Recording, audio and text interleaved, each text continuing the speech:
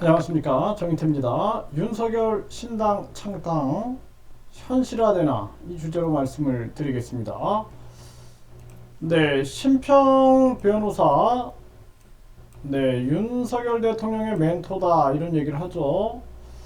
네, 2023년 2월 21일 오늘 기사에 윤 멘토, 윤 대통령 중심 신당 창당 또다시 강조를 하고 나섰습니다. 네, 펜앤드마이크가 전하고 있는데요. 전에도 안철수가 당대표가 되면은 윤 대통령이 탈당할 수 있다. 또 신당 창당할 수 있다. 이런 얘기를 했는데, 그런데 지금 같은 경우에는 김기현 후보가 굉장히 높은 그러한 지지율이 나옴에도 불구하고 다시 또 신당 창당에 대한 언급을 했습니다. 그래서 윤 대통령 중심으로 신당이 만들어질 가능성을 간과해서는 안 된다고 했다.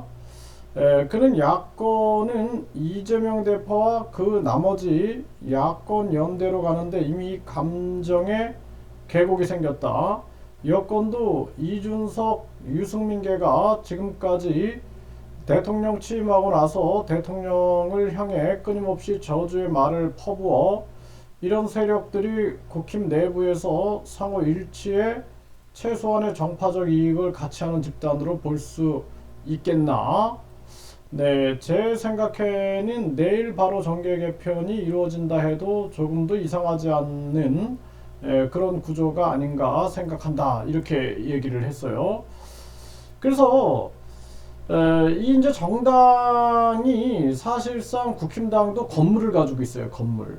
이 정당도 돈인데요. 그래서 정당 보조금 폐지하라고 계속 제가 외치고 있는데, 사실상 민주당도 건물을 가지고 있습니다. 그래서 완전 뿌리 내린 기득권을 형성하고 있는 거예요.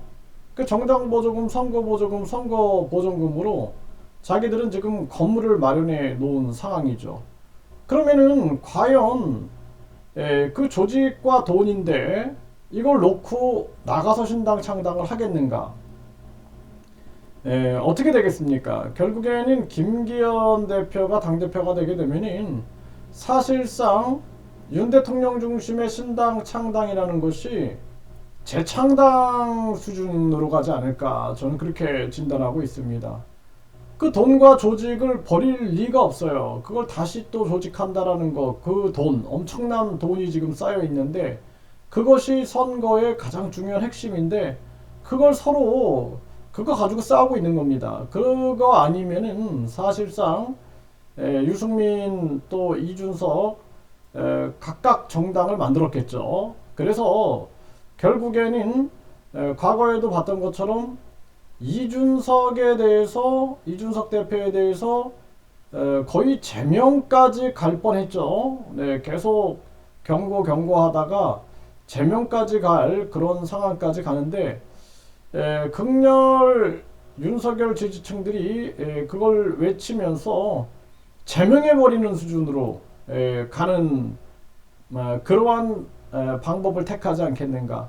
그렇게 되면 이제 계속해서 당내에서 뭐 윤 대통령에 대해서 비판을 한다 그러면은 제명해버리는 수준.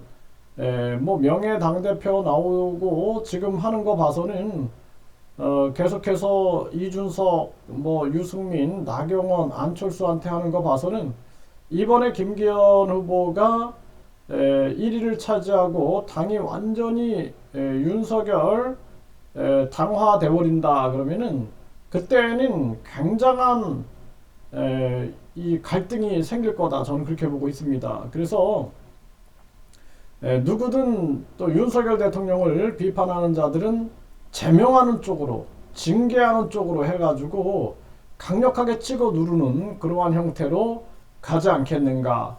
그래서 윤 대통령 중심의 신당 창당이라기보다 윤 대통령 중심의 재창당의 그림이 그려지지 않을까, 이렇게 생각하게 되고요. 그것은 이제 윤 대통령과 윤핵관에게는 큰 재앙이 될 거다, 저는 그렇게 진단하고 있습니다.